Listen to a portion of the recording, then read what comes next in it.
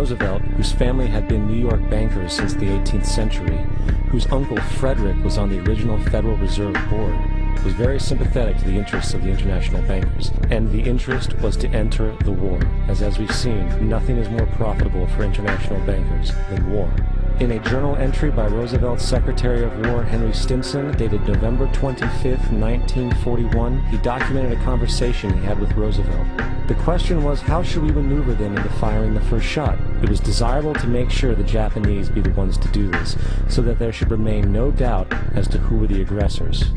In the months leading up to the attack on Pearl Harbor, Roosevelt had done almost everything in his power to anger the Japanese, showing a posture of aggression. He halted all of Japan's imports of American petroleum. He froze all the Japanese assets in the United States. He made public loans to nationalist China and supplied military aid to the British, both enemies of Japan in the war, which, by the way, is completely in violation of international war rules.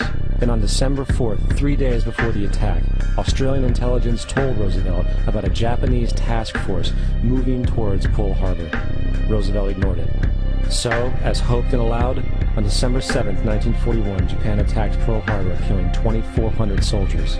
Before Pearl Harbor, 83% of the American public wanted nothing to do with the war. After Pearl Harbor, 1 million men volunteered for the war. It is important to note, Nazi Germany's war effort was largely supported by two organizations, one of which was called IG Farben.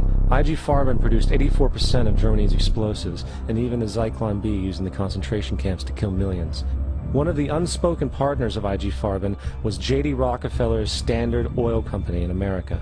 In fact, the German Air Force could not operate without a special additive patented by Rockefeller's Standard Oil.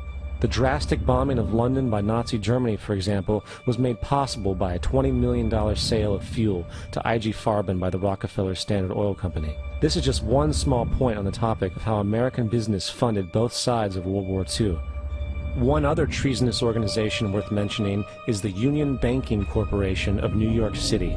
Not only did it finance numerous aspects of Hitler's rise to power, along with actual materials during the war, it was also a Nazi money laundering bank, which was eventually exposed for having millions of dollars of Nazi money in its vaults. The Union Banking Corporation of New York was eventually seized for violations of the Trading with the Enemy Act. Guess who the director and vice president of the Union Bank was?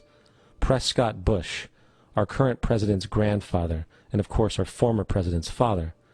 Keep that in mind when considering the moral and political dispositions of the Bush family. Vietnam. The United States' official declaration of war on North Vietnam in 1964 came after an alleged incident involving two U.S. destroyers being attacked by North Vietnamese PT boats in the Gulf of Tonkin. This was known as the Gulf of Tonkin Incident. This single situation was the catalytic pretext for massive troop deployment and full-fledged warfare. One problem, however, the attack on the U.S. destroyers by Vietnamese PT boats never happened. It was a completely staged event to have an excuse to enter the war. Former Secretary of Defense Robert McNamara stated years later that the Gulf of Tonkin incident was a mistake, while many other insiders and officers have come forward, relaying that it was a contrived farce, a complete lie. Once in the war, it was business as usual. In October 1966, President Lyndon Johnson lifted trade restrictions on the Soviet bloc, knowing full well that the Soviets were providing upwards of 80% of North Vietnam's war supplies. Consequently, Rockefeller interests financed factories in the Soviet Union, which the Soviets used to manufacture military equipment and send it to North Vietnam. However, the funding of both sides of this conflict was only one side of the coin. In 1985, Vietnam's rules of engagement were declassified. This detailed what American troops were and were not allowed to do in the war. It included absurdities like North Vietnamese anti-aircraft missile systems could not be bombed until they were known to be fully operational. No enemy could be pursued once they crossed the border of Laos or Cambodia. And most revealing of all, the most critical strategic targets were not allowed to be attacked unless initiated by high military officials. Apart from these imposed ludicrous limitations, North Vietnam was informed of these restrictions and therefore could base entire strategies around the limitations of the American forces. This is why the war went on so long. And the bottom line is this: the Vietnam War was never meant to be won, just sustained. This war for profit resulted in 58,000 American deaths and 3 million dead Vietnamese. So, where are we now? September 11th was the jumpstart for what is now an accelerated agenda by the ruthless elite. It was a staged war pretext no different than the sinking of the Lusitania, the provoking of Pearl Harbor, and the Gulf of Tonkin lie. In fact, if 9/11 wasn't a planned war pretext, it would be an exception to the rule. It has been used to launch 2 unprovoked illegal wars, one against Iraq and one against Afghanistan. However, 9/11 was a pretext for another war as well, the war against you. The Patriot Act, Homeland Security, the Military Tribunals Act, and other legislations are all completely and entirely designed to destroy your civil liberties and limit your ability to fight back against what is coming. Currently in the United States, unannounced to most brainwashed Americans, your home can be searched without a warrant, without you being home. You can in turn be arrested with no charges revealed to you, detained indefinitely with no access to a lawyer, and legally tortured, all under the suspicion that you might be a terrorist. If you need a painted picture of what is happening in this country, let's recognize how history repeats itself. In February 1933, Hitler staged a false flag attack, burning down his own German parliament building, the Reichstag, and blamed it on communist terrorists. Within the next few weeks, he passed the Enabling Act, which completely eradicated the German Constitution, destroying people's liberties. He then led a series of preemptive wars, all justified to the German people as necessary to maintaining homeland security.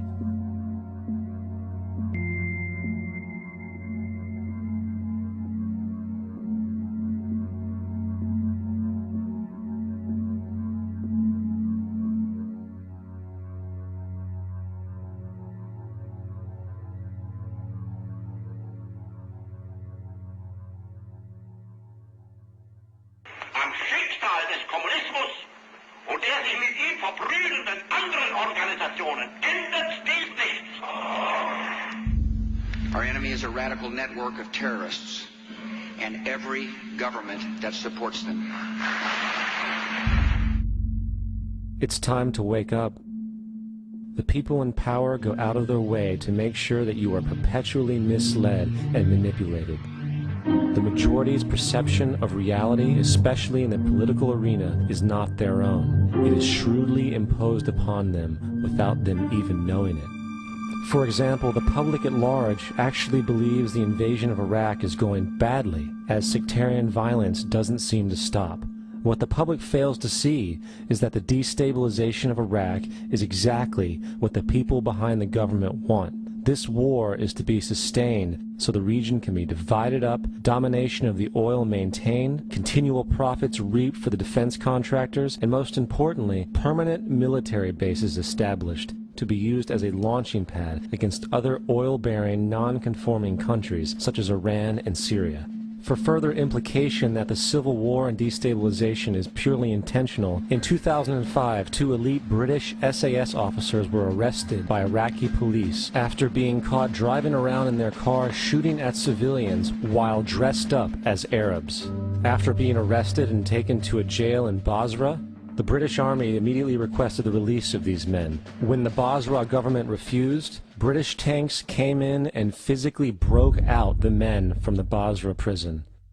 If you wish to destroy an area, how do you do it?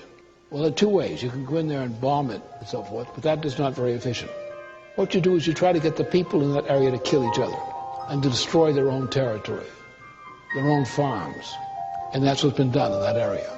The way in which you destroy an opponent is get him to destroy himself by dividing his ranks against one another. Then you feed both sides. You have agents feeding both sides, inflaming both sides. And they kill each other off.